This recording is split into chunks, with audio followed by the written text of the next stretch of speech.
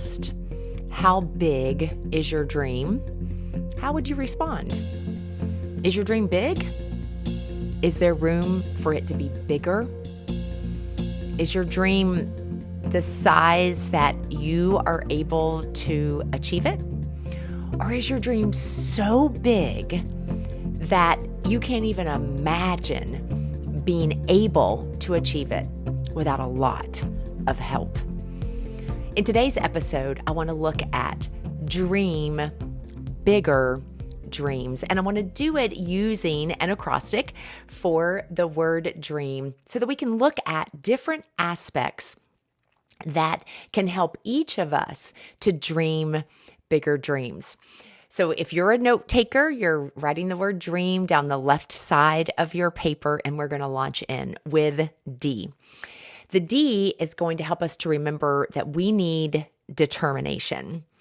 We need determination to actually pursue our dreams by articulating the vision that we have, the vision that is going to help us not only to reach our dreams, but to dream even bigger dreams.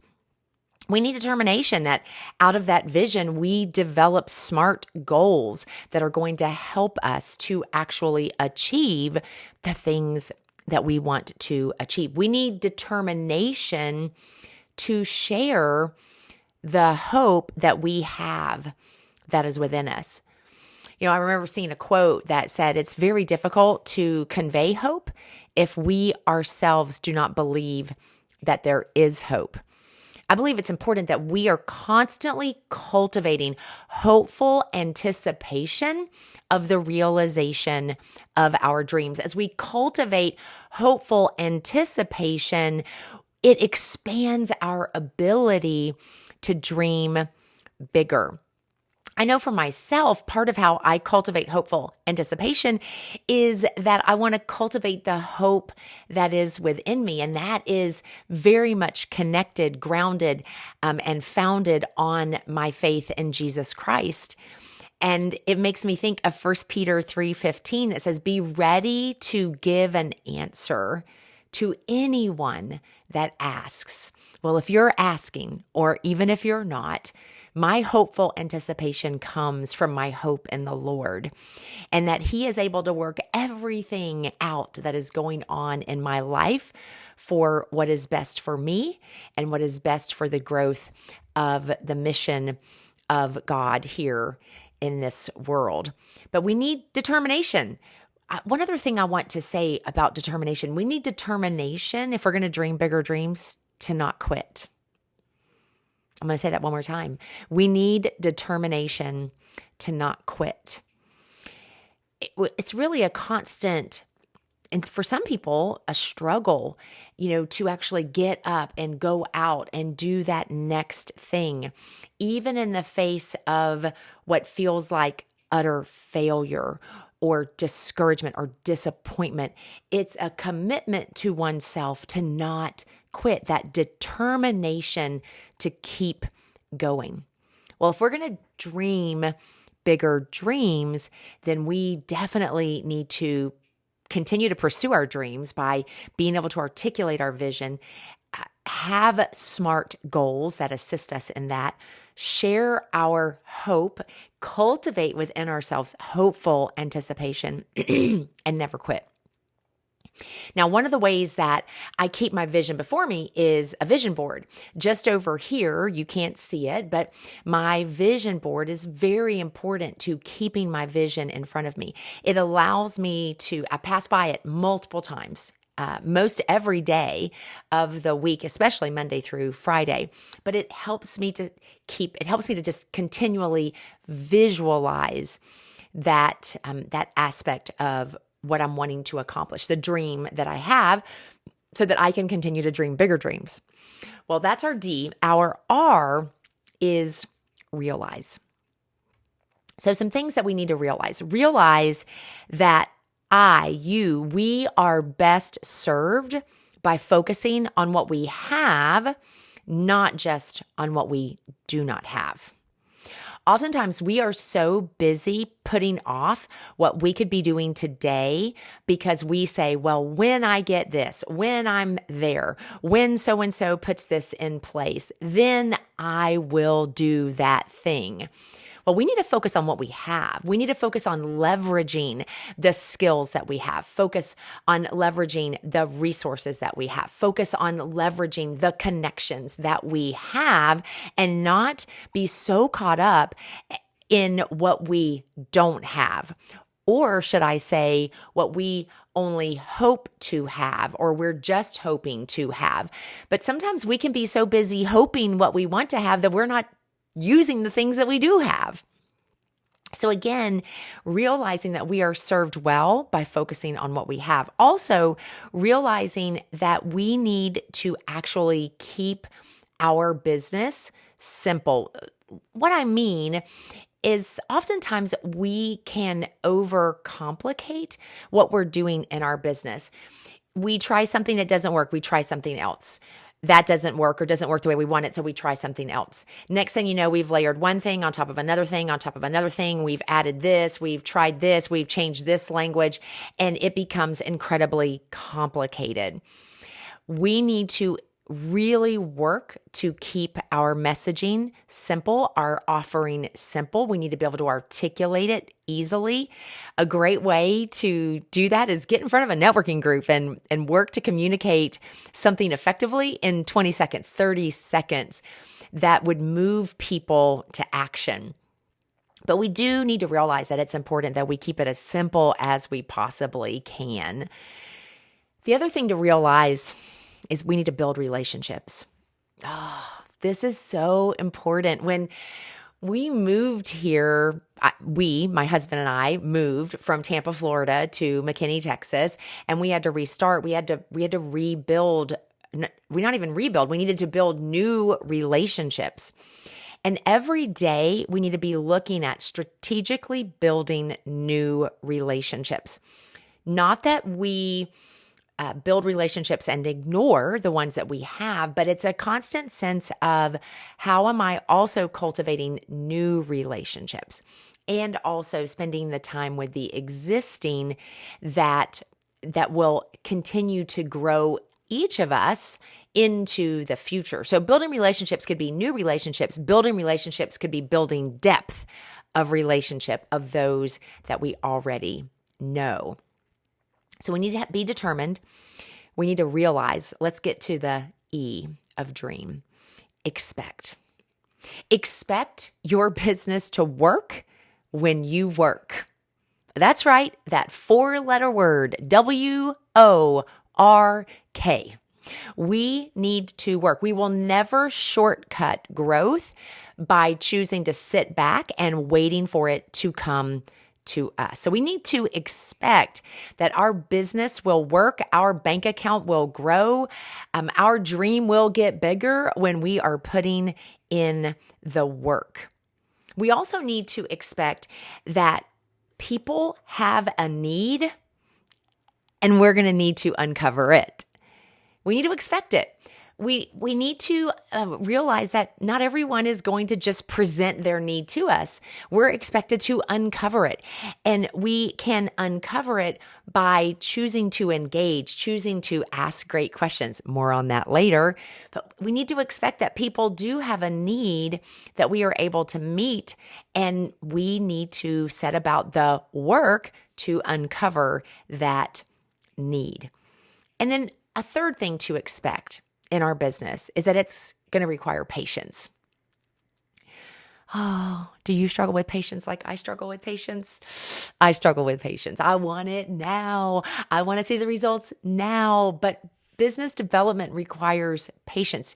Building relationships requires patience.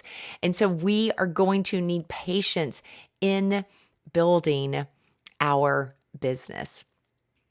So determination, we need realization, we need expectation. Well, now let's talk about the A. Ask. Ask is an important aspect, I believe, of dreams. One, because you've got to be willing. I think it's important that we are willing to ask the people that God has placed in our lives, I believe with intentionality, for help. This could mean asking past clients, current clients, even clients that aren't clients. I should say prospective clients who are not yet clients. It's asking for referrals. Who do you know?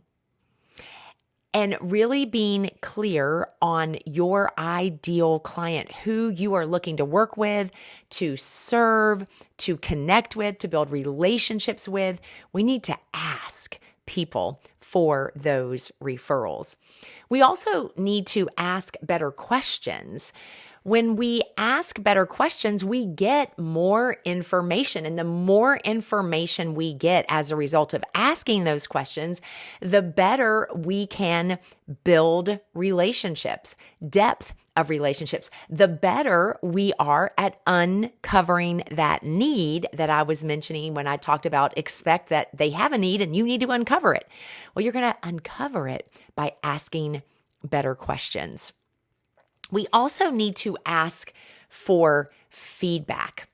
I think this is incredibly important.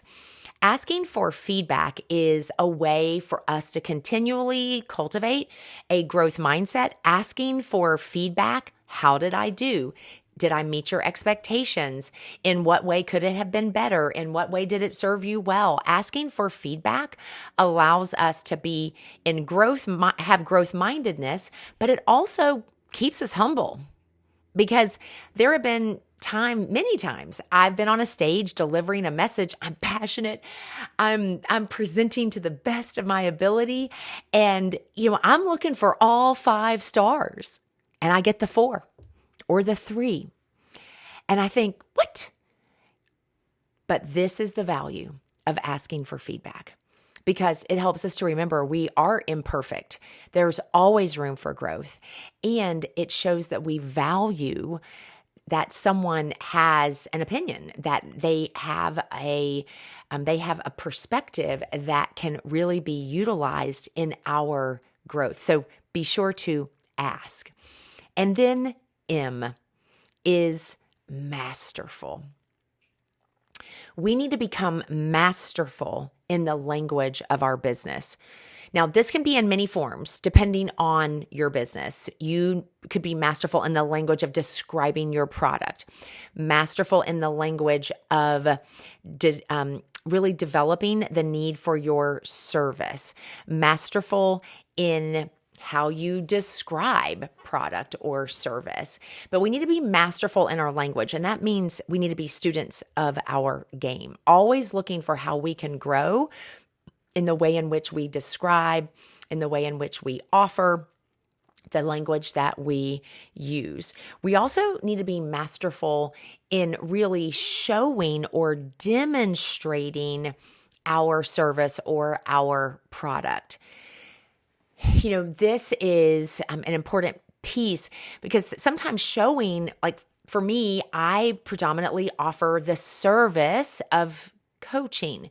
So how do I show that? Well, I could show it or describe it using metaphors, using word pictures, using third-party testimonials, so someone else's words, not my own. But we need to be masterful in how we describe and share our product and our service, because that's going to cultivate that desire for them to want to know more, and also cultivate the need for said product or service. The other thing about being masterful really comes in two, but they're very closely related. Masterful in closing, so the technical skill of closing. Closing meaning bringing someone to a point of decision. It's yes or it's no. Let's not hang out in maybe land, which keeps us stuck like in quicksand. We're either going down, constantly mentally dwelling on should I, shouldn't I, should I, shouldn't I. But really, we serve people well through closing them for a yes or a no, and really being okay with either answer, because at least then they're not stuck in that limbo of maybe. And then connected to that is masterful in the art of answering objections. People have questions. They typically come out in the form of an objection. I'm a no because, or I don't think so because I don't like this, or I want this, or whatever that sounds like or looks like. We need to be masterful in our ability to answer those objections. And there's a whole formula for answering objections. I'm not going to go into that today, but if we want to dream bigger dreams, we need to be masterful in bringing someone to a close, yes or no, and then answering those objections so that their no, if that indeed is what serves them well, is an informed no.